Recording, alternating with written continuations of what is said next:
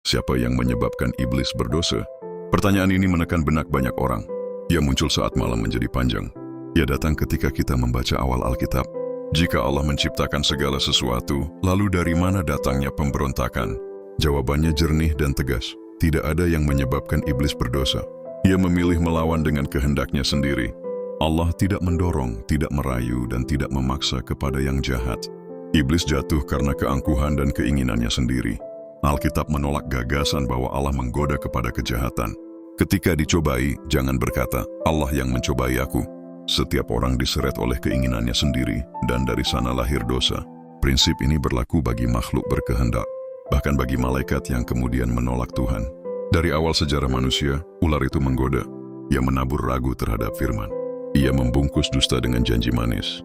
Tetapi catatan Rasuli mengatakan si jahat sudah berdosa sejak semula. Kebohongan bukan kecelakaan, ia adalah kebiasaan lama si penipu. Allah menciptakan segala yang baik. Malaikat diciptakan mulia. Keinginan untuk meninggikan diri mengubah arah hati. Yang tadinya selaras menjadi melawan. Keangkuhan menyalakan api dan pemberontakan pun lahir. Banyak pembaca melihat bayangannya dalam nubuatan tentang raja yang congkak. Mereka melihat pantulan kejatuhan makhluk yang dulu indah. Namun intinya tidak berubah, yang jahat bukan ciptaan baru. Yang jahat adalah yang baik yang dibengkokkan oleh kehendak yang sombong. Apakah Allah tidak berdaulat? Ia berdaulat mutlak. Ia mengizinkan sejarah berjalan, termasuk kebebasan yang bisa disalahgunakan. Ia tidak menjadi penulis dosa ketika ia mengizinkan. Izin bukan persetujuan, izin bukan kasih kepada kejahatan. Izin adalah panggung di mana keadilan dan kasih dinyatakan pada waktunya. Mengapa Allah tetap mencipta makhluk yang bisa jatuh? Karena kasih tidak tumbuh di tanah paksaan. Kasih memerlukan kehendak yang bisa berkata ya. Yang sama juga bisa berkata tidak. Bahkan ketika Allah tahu penolakan akan terjadi, ia tetap menulis rencana penebusan. Ia memilih jalan panjang yang menyingkapkan keadilan dan belas kasihan sekaligus. Apakah ada pihak ketiga yang menggoda iblis lebih dulu? Alkitab tidak membuka jalan itu. Iblis berdosa dari dirinya sendiri. Dia adalah pembunuh dan pendusta sejak awal. Arah hatinya sudah berbalik dari terang. Tidak ada makhluk lain yang menekan dia ke jurang. Ia melompat karena kesombongan yang ia pelihara. Lalu apakah malaikat jatuh lebih dulu daripada manusia? Catatan pencobaan di taman menunjukkan demikian. Ketika Adam belum jatuh, sang penyesat sudah menggoda. Karena itu, pemberontakan malaikat terjadi lebih dulu. Namun asalnya tetap sama, dari kehendak makhluk yang menolak Tuhan. Di sini kita perlu membuat pembedaan yang menenangkan hati. Allah bekerja di atas segala hal. Ia menenun sejarah dengan kebijaksanaan. Ia memakai bahkan niat jahat untuk tujuan baik. Namun ia tidak pernah menjadi pengarang dosa. Ia kudus, ia membenci kejahatan. Ia tidak mencobai siapapun. Garis ini harus dijaga agar nurani tetap sehat. Ada orang yang berkata kalau begitu Allah menciptakan kejahatan.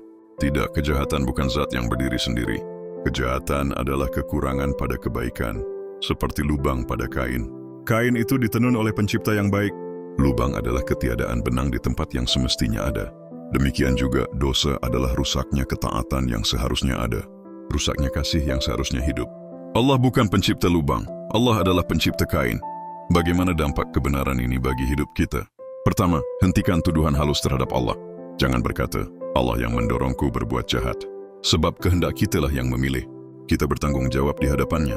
Kedua, jaga hati terhadap benih kesombongan. Keangkuhan adalah akar tua yang merobohkan banyak jiwa. Ia menutup telinga terhadap firman. Ia mengejar kemuliaan yang bukan miliknya. Ia membuat kita bertarung melawan pencipta yang mengasihi. Belajarlah rendah hati di hadapan Allah. Rendah hati adalah pagar yang kuat. Ketiga, uji semua suara dengan firman. Si penipu bekerja dengan kebenaran setengah. Ia menukar satu kata dan arah hidup berubah. Jawaban kita sederhana dan konsisten. Tulis firman di hati, ucapkan dengan mulut. Hidupkan dalam kebiasaan kecil. Keempat, ingat kemenangan Kristus. Salib bukan tragedi kosong. Salib adalah bukti bahwa Allah menaklukkan si jahat dengan cara yang tidak diduga. Kebangkitan mengumumkan berakhirnya klaim si penuduh atas orang percaya. Kita bertarung dari kemenangan, bukan menuju kemenangan. Kelima, kenakan perlengkapan rohani. Kebenaran mengikat pinggangmu. Keadilan menjaga dadamu. Damai meletakkan kasut di kakimu. Iman mengangkat perisai. Keselamatan melindungi pikiranmu. Firman menjadi pedangmu. Doa menjaga hatimu siang dan malam. Keenam, periksa pintu yang terbuka. Jauhi okultisme yang menjanjikan kuasa singkat. Jauhi ajaran yang menukar anugerah dengan jasa. Jauhi pornografi yang menumpulkan nurani. Jauhi penyalahgunaan zat yang mengaburkan kewaspadaan. Pintu yang tertutup menyulitkan si penipu untuk masuk. Ketujuh, pakai komunitas yang sehat. Jangan berjalan sendiri. Sampaikan pergumulanmu pada penatua dan sahabat rohani. Carilah doa, bimbingan, dan koreksi. Allah memberikan tubuh Kristus untuk menjaga langkahmu tetap lurus. Kedelapan, pelihara syukur. Syukur mematahkan candu pujian diri. Syukur menundukkan hati yang ingin jadi pusat. Syukur menatap salib bukan cermin. Di sana keangkuhan melemah. Di sana ibadah menjadi tulus. Kesembilan, lihat batas musuh. Ia bukan tandingan yang setara. Ia ciptaan bukan pencipta. Ia bergerak sejauh Allah mengizinkan. Sementara itu, kita menolak dustanya dengan terang yang sederhana. Kita berjalan dalam kasih dan ketaatan, akhirnya rangkum garis emasnya. Tidak ada yang menyebabkan iblis berdosa. Ia memilih melawan. Allah tidak mencobai, dan ia tidak menjadi penulis dosa. Allah berdaulat dan kudus, ia memakai sejarah yang retak untuk menyingkapkan kasihnya. Karena itu, bertobatlah dari kesombongan, pegang Injil dengan rendah hati, berjalanlah dalam terang. Dan percaya, Kristus tetap memegang akhir cerita.